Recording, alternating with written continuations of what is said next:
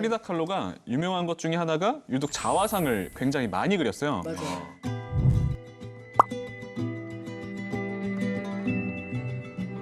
그러니까 이분의 작품이 약 150점 정도 되는데 자화상이 약 3분의 1인 50여 점이라서 보통 자화상 많이 그린 사람 하면 렘브란트. 네, 렘브란트가 한 100여 점 그렸고 빈센트 반 고가 30여 점 그렸는데 그런 분들에 비해서도 굉장히 많은 편이죠. 프리다 칼로의 그림이 멕시코의 문화재로 지정된 것도 많다라고 합니다. 프리다 칼로의 그림을 오늘 사정없이 퍼부어 드리겠습니다. 그래서 마치 멕시코에 가지 않아도 멕시코에 가가지고 프리다 칼로의 그림 속으로 다이브해 들어간 것 같은 그런 느낌 오늘 프로그램에서 톡톡히 보여드리도록 하겠습니다.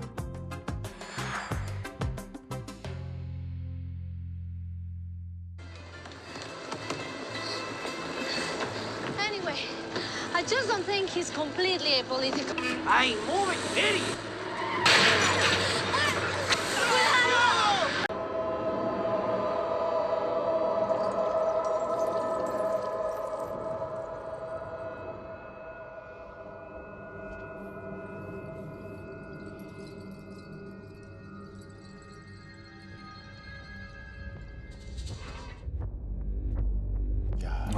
이거는 사실 살아있는 게 기적이기도 한데 그렇죠. 완전히 온몸이 지금 보니까 관통이 되고 맞아요. 조각 났다고 돼 있죠. 1925년 9월 17일에 사고가 났는데 그 버스와 전차가 충돌하는 사고였어요.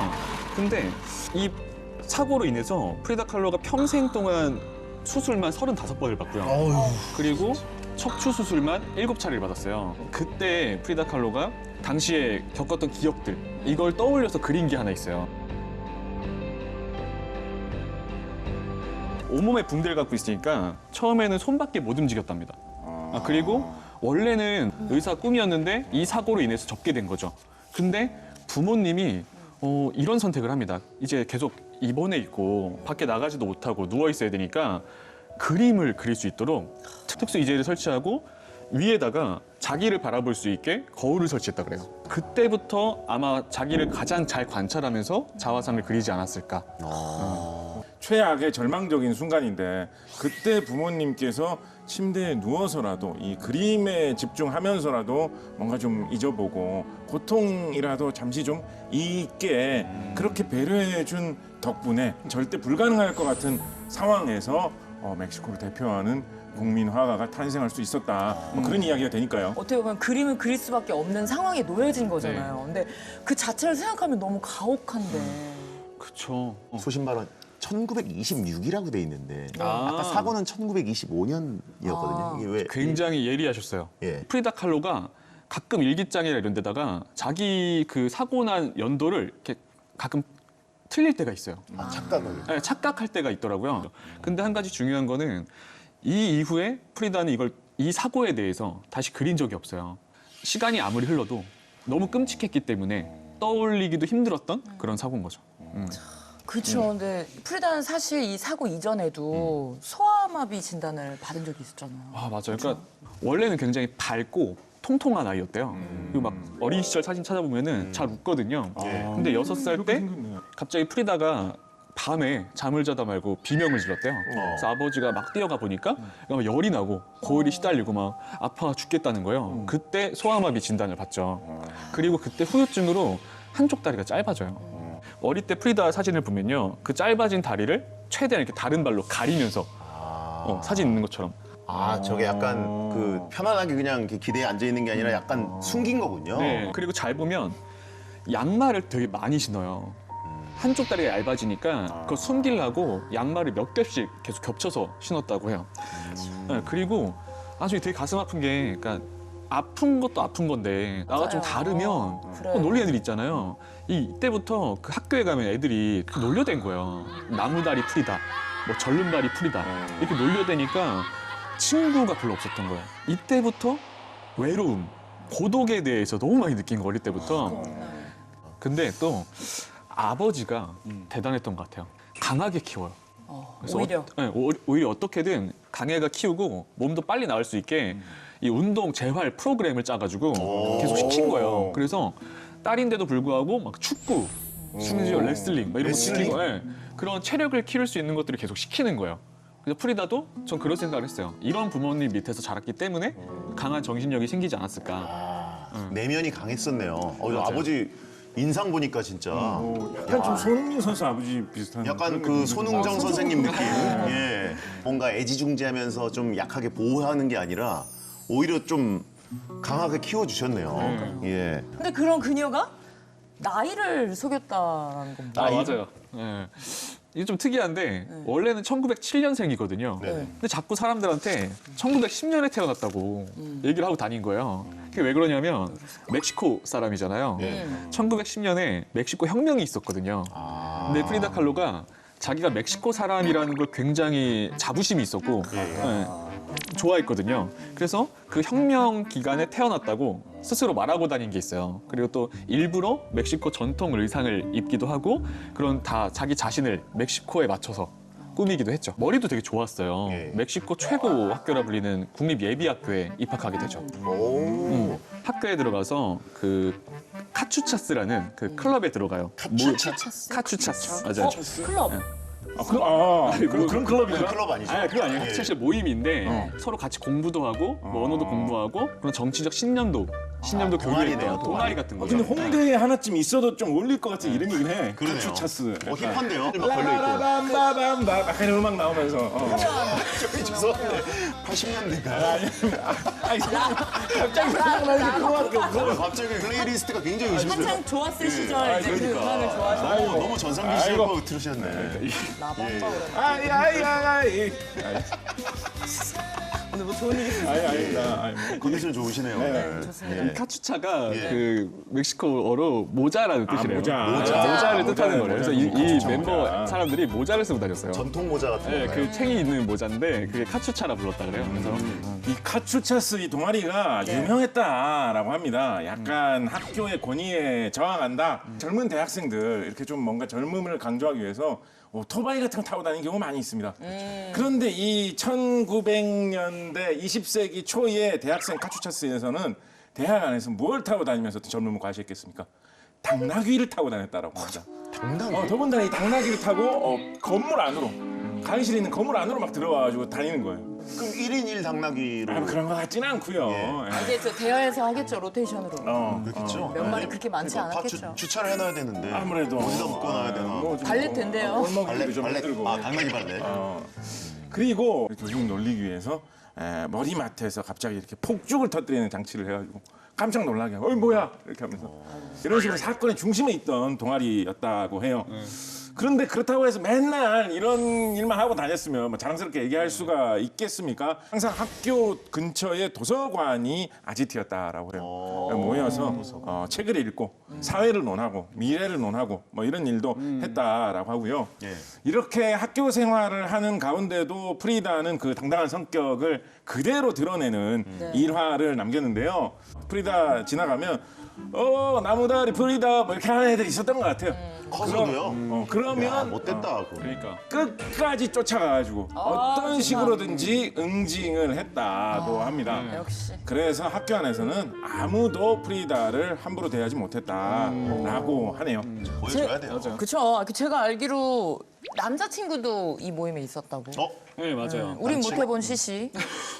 지금 이제 그림 보이는데 알레한드로라고 같이 이 모임에 들었던 리더였어요. 알레한드로가 둘이 막 알콩달콩하게 연애만 한 건 아니고 같이 공부도 하고 사회 의식도 나누고 그런 관계였어요. 근데 아까 사고 영상 봤잖아요. 네. 같이 있었거든요. 남친이랑. 네, 같이 가다가 사고가 난 거예요.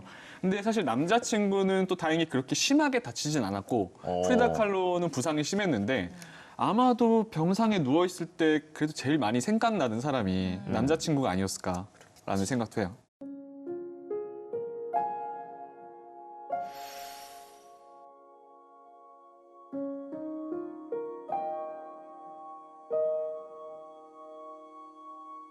근데 병상에서 막 보고 싶다고 편지 쓰고 하는데 결국 사이가 멀어져요. 그래서 프리다 칼로가 병상에서 이제 누워서 그리잖아요. 남자친구에게 선물할 자화상을 그려요. 근데 이게 어떻게 보면 진짜 공식적인 첫 자화상이 아닐까. 예. 너무 보고 싶은데 그래서 자기를 이렇게 그림으로라도 좀 간직했으면 하는 마음에 자기를 그래서 선물로 줬다 그래요. 벨벳 드레스를 입은 자화상. 네. 너무 아름다운데. 네, 근데 저 사실 남자친구의 부모님이 이제 일부러 좀 떼어놓으려고 나중에 결국 그 알레한드로 남자친구는 독일로 유학을 가게 돼요. 실제로 저 그림이 프리다에게 돌아왔습니다. 결국엔. 그때 내 할아버지가 그림만 그때 받아 놓으셨어도 우리가 막 이러면서. 어쨌든 결과는 안 좋았어도 네. 남친과의 관계를 회복하기 위해서 준비한 선물이 자화상이고 네. 자기를 멋지게 그려서 선물한다는 것 자체가 굉장히 아름다운 모습인 것 같습니다. 네.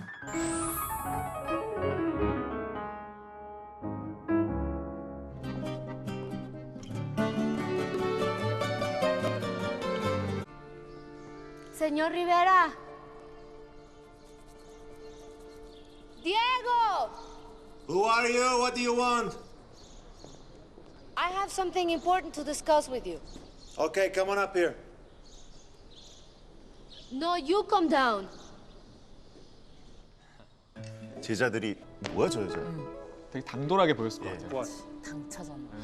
Look, I didn't come here for fun or to flirt. I've done some paintings which I want you to look over 대단한 professionally. 용기인데, And I 그죠? need an absolutely straightforward opinion. 원래 디에고 리베라는 이미 국민 화가였죠. 저기 벽화를 중심으로 그렸는데 벽화로 유명한 사람이에요. 네, 맞아요. 벽화를 그렸고 그래서 좀 뭔가 약간 자기 멕시코의 역사도 그리고 어떤 그런 선전적인 이런 그림들도 그리고 하는데 디에고 리베라가 높이 평가받는 게 유럽의 예술을 가져와서 멕시코의 그 전통과 접목을 시켰다라는 평가를 받는데 디에고 리베라가 유학파 출신이에요. 예. 원래 파리에서 의외로 같이 활동했던 사람이 피카소, 그리고 모딜리아니 이렇게 세 명이서 같이 다녔던 시절이 있어요.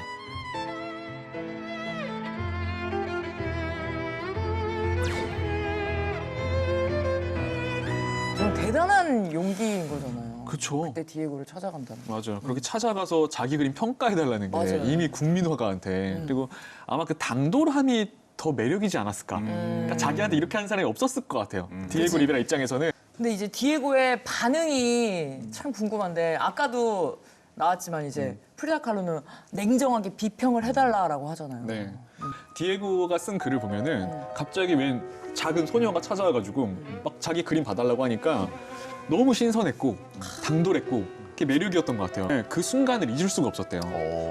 그리고 그림을 봤는데 실제로 높이 평가를 하고 그리고 되게 재밌는 게 그때 이제 디에고가 와서 프리다 칼로의 그림을 평가하는데 그때 프리다가 보여줬던 그림이 저 그림이죠. 저 그림. 네. 남친한테 보냈다가 그 되돌려받은. 맞아요. 이 그림은 갈 그림이 아니었던 거예요.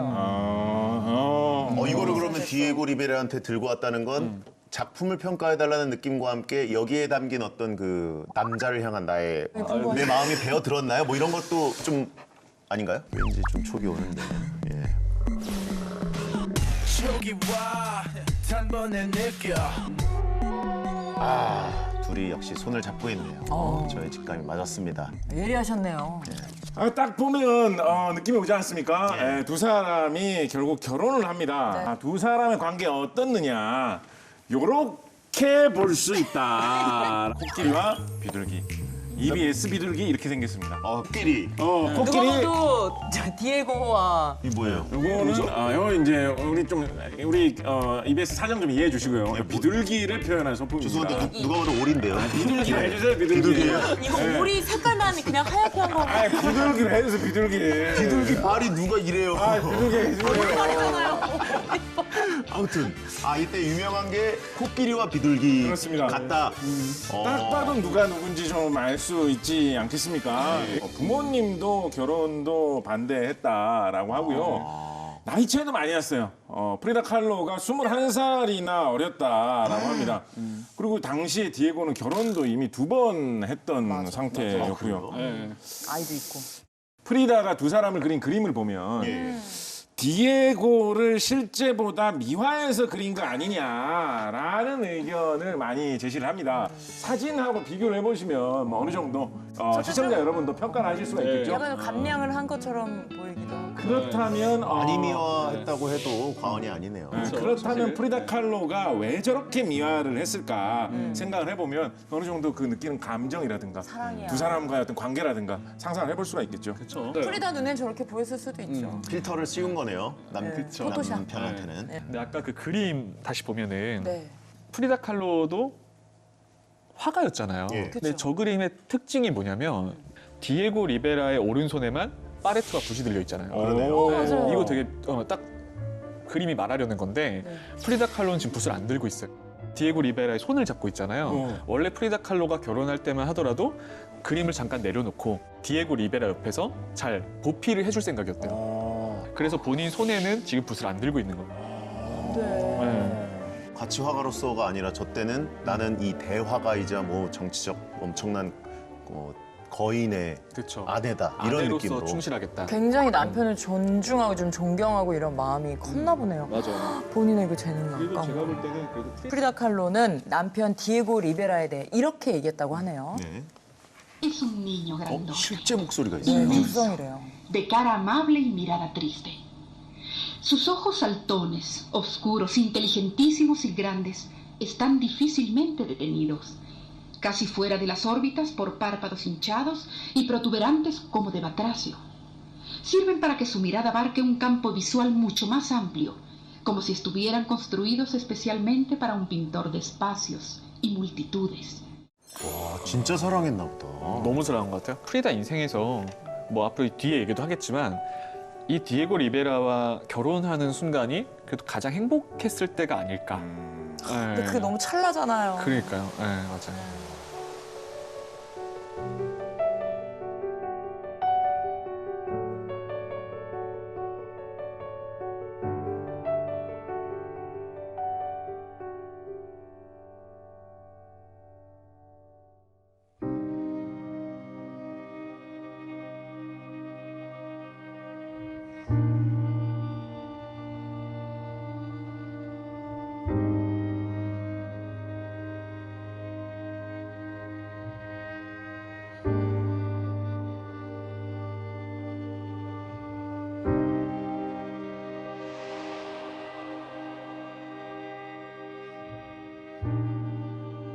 그래서 그 프리다 칼로의 아픔을 제가 볼 때 딱 나타낼 수 있는 거, 우리가 직관적으로 느낄 수 있는 게 저 그림인 것 같아요.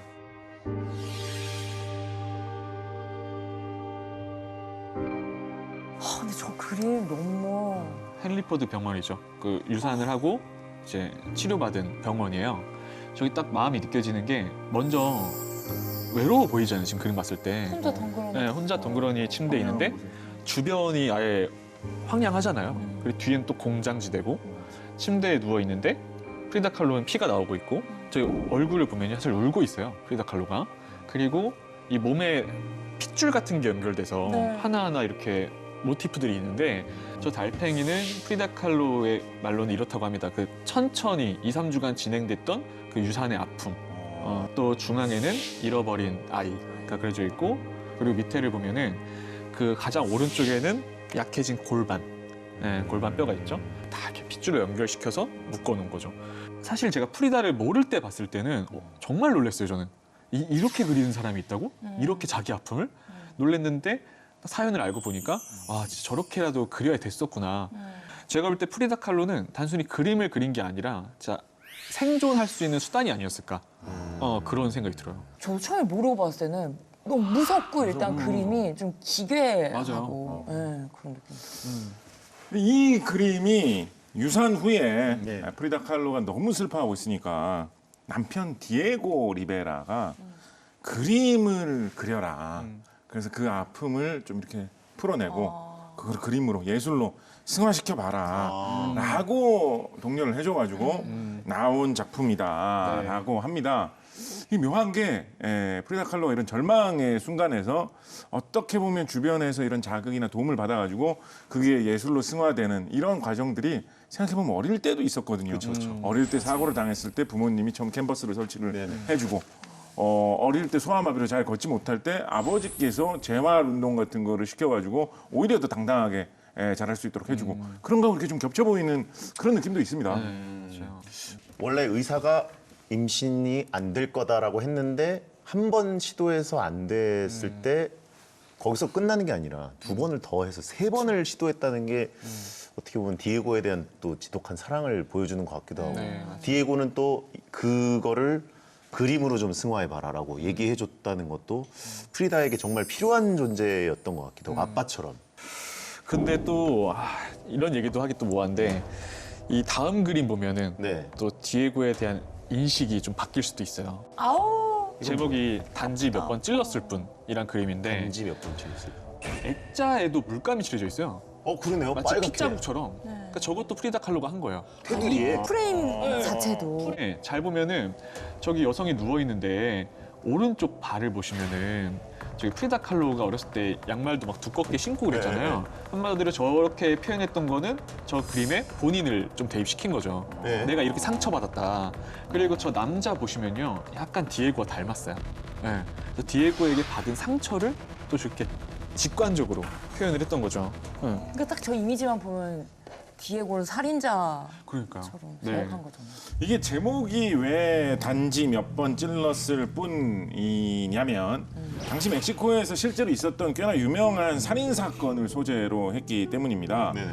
판사가 이 범인 남자한테 도대체 왜 이런 짓을 했습니까? 라고 물어보니까 남자가 단지 몇 번 찔렀을 뿐이다.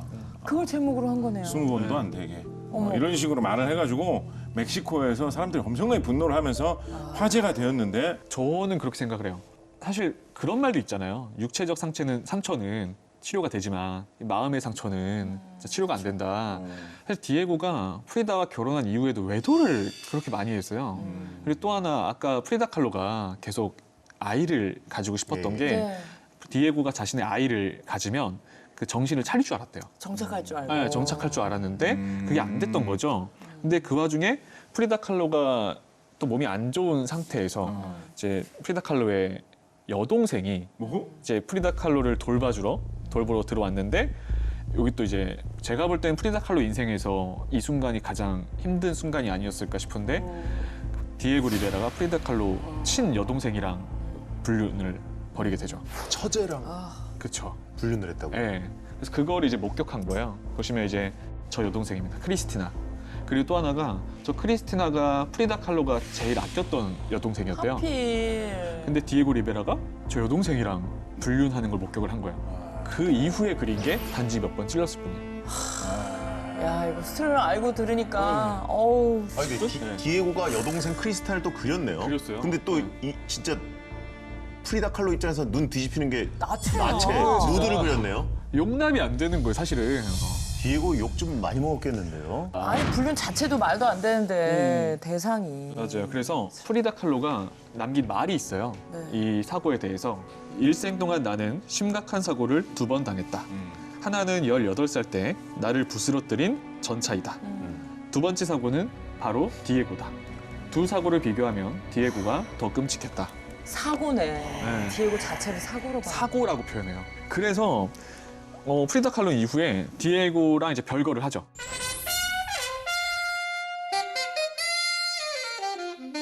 (1935년에) 홀로 뉴욕으로 떠났어요. 이제는 저는 근데 오히려 이거 너무 잘했다고 생각했어요. 이런 사건을 겪었는데도 계속 같이 있는다는 건 말이 안 되잖아요. 지금부터는 디에고의 아내가 아니라 화가 프리다 칼로로 도전을 하는 거죠. 이제 정서적으로 독립을 한다. 맞아요. 예. 그리고 이때 1938년에 뉴욕에서 전시회에 참여를 하는데 그때 프리다 칼로의 작품이 큰 반향을 이끌게 되죠. 말을 뒤집어놨구나. 네. 디에고의 어떤 후광 없이도 나 혼자서도 이 정도는 할 수 있다라는 걸 좀 보여준 거네요. 그리고 뭘 했겠습니까? 프리다 칼로도 연애를 합니다. 해야지. 네.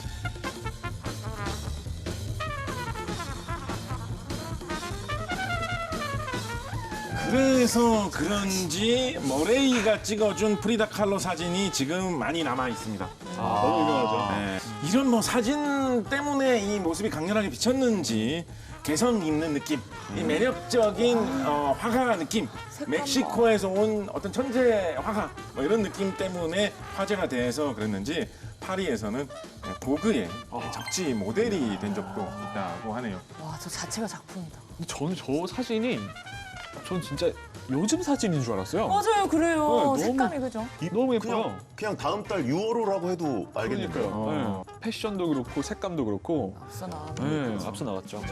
프리다 칼로가 인정받는 순간이 있어요. 저 앞에 보이는 그림이 액자라는 건데 저 작품이 이제 루브르 박물관에서 남미 예술가 최초로 구입을 하죠. 와. 파리에서 파리에서. 인정이다, 인정. 맞아요. 그리고 프리다 칼로의 그림을 보고서 당시 거장들이 감탄을 해요. 파블로 피카소가 감탄을 하면서 귀걸이를. 네. 오. 이게 이건가요? 네, 지금 피카소가. 우리 제작진 분들께서 직구로 해외 배송으로 이렇게. 네, 피카소가 저거네요. 네 맞아요. 손목을 자른 듯한 귀걸이를. 피카손. 피카손. 격이 훅 떨어지네요. 피카손.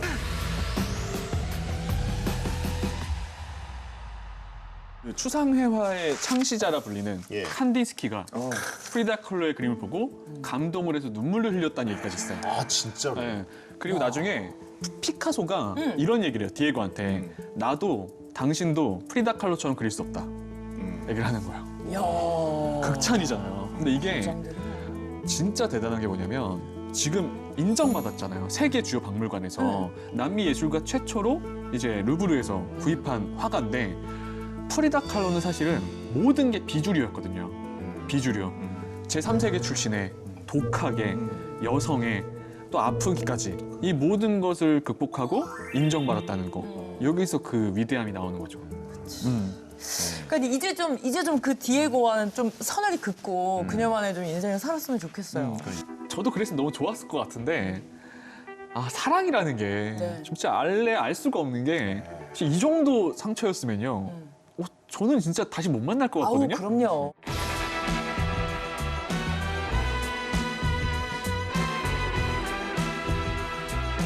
프리다에게 디에고는 사랑 그 이상의 의미였대요. 끊을래야 끊을 수가 없었대요. 결국엔 다시 재결합을 하는데 이 작품이 당시 디에고와 이별했을 때 그려진 작품인데 두 명이 등장하는데 배경이 일단 먹구름이 가득해요. 그죠? 그리고 오른쪽 프리다는 멕시코 전통 의상을 입고 있고 네네. 왼쪽은 유럽풍의 의상을 입고 있어요. 유럽풍의 의상을 입고 있는 프리다는 상상 속의 예. 프리다인 거예요. 근데 손을 잡고 있잖아요. 예. 잘 보셔야 되는 게 두 명의 프리다가 심장이 연결돼 있어요. 근데 오른쪽에 이제 멕시코 전통 의상을 입은 프리다 왼손에 잘 보면 뭐가 살짝 들려 있어요. 엄지손가락 쪽에. 저기 메달이 하나 있거든요. 메달이요. 네, 메달이 있는데 저 안에 디에고 리베라 초상이 그려져 있대요. 확대시켜 보면. 근데 이제 그게 핏줄로 연결됩니다. 연결돼서 상상 속에 유럽풍 의상을 입고 있는 프리다가 그 탯줄을 자르는 듯한 피가 뚝뚝 떨어지고 있잖아요. 빗자루. 네, 이게 이제 끊을래야 끊을 수 없고 하지만 끊어야 되는 그런 프리다의 외로움과 아픔을 표현했던 거죠. 디에고에 대한 마음도 그렇죠. 있는 거고. 네, 이게 아마 프리다 칼로의 그 가장 대표작으로 불리기도 하고요. 다음 사진 보면은 프리다 칼로는 보통 그림 사이즈가 작아요. 예. 엄청 크네. 작은데 왜냐면 누워서 그렸으니까 이 그림 사이즈가 170cm가 넘어요. 네, 그래 굉장히 큰 사이즈입니다. 거의 본인 자체 크기로 그린 것 같은데 거의 실물 크기죠. 네. 맞아요. 사실 저 정도 크기의 작품을 하려면 이제 또 불편한 몸이니까 거의 고행에 가까웠을 것 같은데. 프리다 칼로가 파리에서 인기를 끌었을 때 다른 화가들이 초현실주의라고 자꾸 평가를 한 거예요. 초현실주의다. 프리다 칼로는 본인이 얘기합니다. 내가 직접 겪은 현실이었다.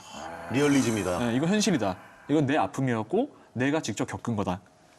야, 예술가 기질이 확실히 반박을 할 수가 없네요, 진짜. 그런 인생을 돌아보니까. 네.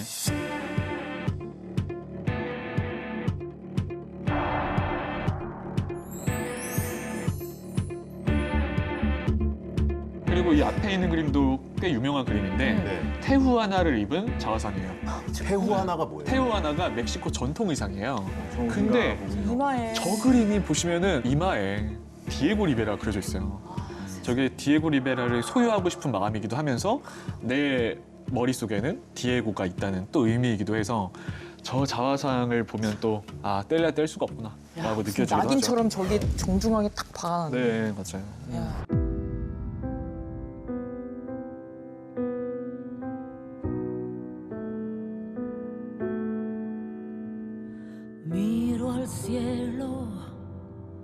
Mientras la vida se va, mientras feliz pinto por última vez, pero tú has sido todo el cielo. Frida es mi nombre que 희한한 게 이런 그림 되게 슬픈 그림이잖아요.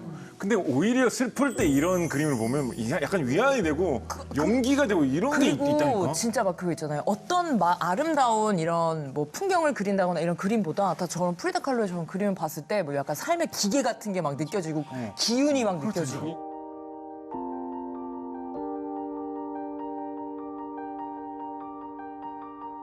제목도 특이해요. 우주, 대지, 디에고, 나, 세뇨르 솔로틀의 사랑의 포옹 이런 건데 네. 굉장히 사실 복잡한 그림이에요. 가장 중앙을 보면은 저기 안겨 있는 사람이 디에고 리베라인데 어머, 그러네. 애기처럼 이거 너무 이렇게 크다 이러고 했어. 안겨 있죠. 그걸 안고 있는 사람이 프리다입니다. 프리다인데 그 뒤에 또 이 프리다를 안고 있는 사람은 여신이에요. 대지의 여신. 대지에. 대지의 여신. 그러네. 그리고 또 그 대지의 여신을 뒤에 또 안고 있죠. 우주의 여신이에요. 그래서 프리다 칼로는 결국 모든 생명은 하나다. 많은 분들이 의외로 세뇨르 솔로틀 궁금해하시더라고요. 세뇨르 솔로틀. 솔로트가 뭐예요? 저기 앞에 밑에 하단에 보면은 강아지가 한 마리 있어요. 아, 댕댕이가 손에. 있네요. 예, 저게 프리다 칼로가 키우던 강아지인데 이름이 세뇨르 솔로틀입니다.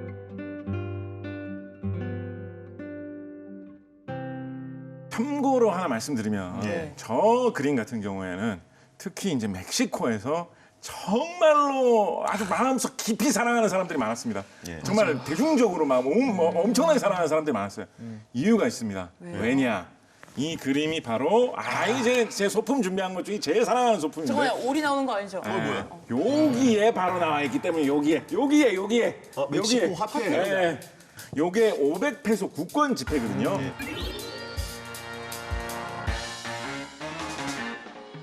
우리나라에는 5,000원짜리에 율곡 2위가 있고 5만 원짜리에 신사임당이 있지 않습니까? 그쵸, 다른. 그래서 맞아요. 모자가 이렇게 다른 화폐에 나와 있는데 요거는 특이하게도 부부가 한 화폐에 이렇게 나와 있는데 그거를 또 찢어가지고 같이 나란히 서 있어도 될 텐데 왜 이분은 쉽습니다. 같은 방향을 못 보는 거죠? 그게 집에서조차. 진짜 제일 저게 이제 예술가들이 들어가는 화폐가 좀 있어요. 그래서 그 미술 좋아하는 분들 중에는 이제 작품은 너무 비싸니까 못 사고 저렇게 화가 들어간 화폐 모으는 분들도 있어요.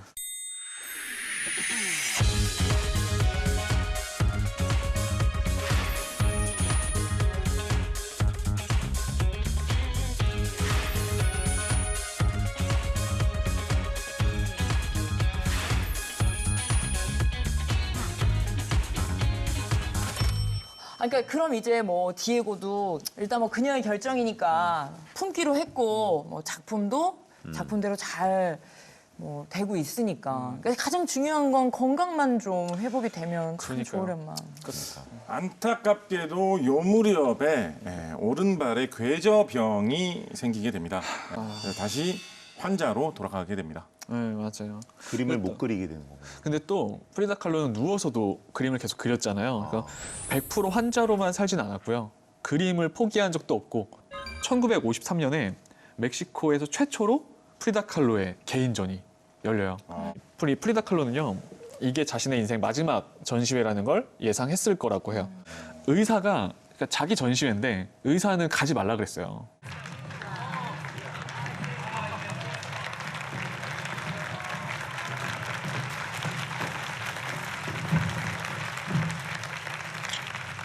Where is the music?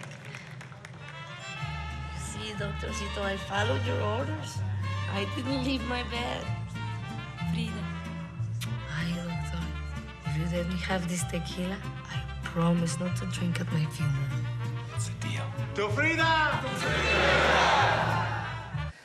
어찌 보면 굉장히 슬플 수 있는 본인의 마지막 전시회를 가서 오히려 뭐 이거는 축제다. 왜 이렇게 즐거운 날 음악이 없냐라고 얘기를 했대요. 근데 또 이런 말을 하기 또 미안하긴 하지만 네네. 또 흥을 좀 깨야 될 것 같아요. 왜요? 사실은 또 이제 사진 한 장을 봐야 되는데 저희 실제 프리다 칼로 일기장입니다. 왜 발을 그렸을까요?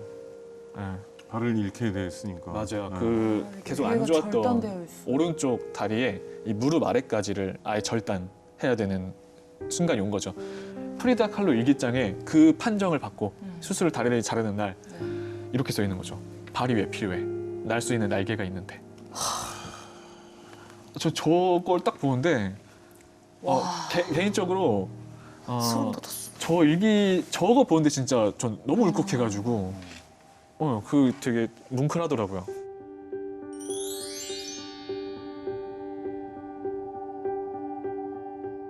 이번에 보실 그림은 자화상이 아닙니다. 아 맞아요. 의외로 프리다 칼로가 말년에 많이 그린 게 또 정물화입니다. 17세기, 18세기 유럽에 나온 정물화들을 보면 생선 같은 거 많이 그렸어요. 한때는 바닷속을 즐겁게 헤엄치던 그런 물고기였을 텐데 그걸 잡아와가지고 그냥 생선이 돼서 이렇게 접시 위에 쌓여 있다. 그 모습을 보면서 이런 게 삶의 덧없습니다. 생명의 허무함이다. 이런 거를 표현하는 그림들이 과거에 많았습니다. 근데 이 칼로는 특이한 게 정물화를 표현을 하면서 삶의 생명력, 생생한 느낌을 역으로 표현하려고 했다는 점에서 개성이 굉장히 강한 것 같아요. 저 작품이 너무 유명하거든요. 그 아픔 속에서도 프리다 칼로가 끝까지 생각했던 그 인생관이 들어있기 때문인데 밑에 써 있죠. 비바라 비다. 인생 만세. 라고 써 있는 거예요. 저게 야 어떻게 잘 확대 막 이렇게 해보면 또 저 디에고 수박 씨 중에 디에고 디에고 얼굴이 있는 거 얼굴. 아니에요? 예. 이제 그만 놓아주세요. 그런가요? 저는 그리고 프리다 칼로를 공부하면서 개인적으로는 그런 생각이 들더라고요. 언젠가부터 그러니까 젊은 분들이 뭐 저도 뭐 아직 나이가 든 건 아니지만 그냥 좀만 힘들면 죽고 싶다. 이렇게 하잖아요. 농담 삼아. 근데 인생 망했다. 뭐 이런 망했다 얘기도 하잖아요. 하고. 근데 저는 프리다 칼로를 보면서 그런 얘기도 농담 삼아 하면 안 되겠다라고 생각이 들 정도로 그러니까 프리다 칼로는 이런 상황 속에서도 평생 35번 수술을 받으면서도 그럼에도 살고 싶단 말을 계속 하는 거예요. 그래서 정말 그냥 농담으로라도 그런 말도 하면 안 되겠다는 생각도 들고 어떻게 보면 또 존경스럽기도 하죠. 그러네요, 하죠. 진짜.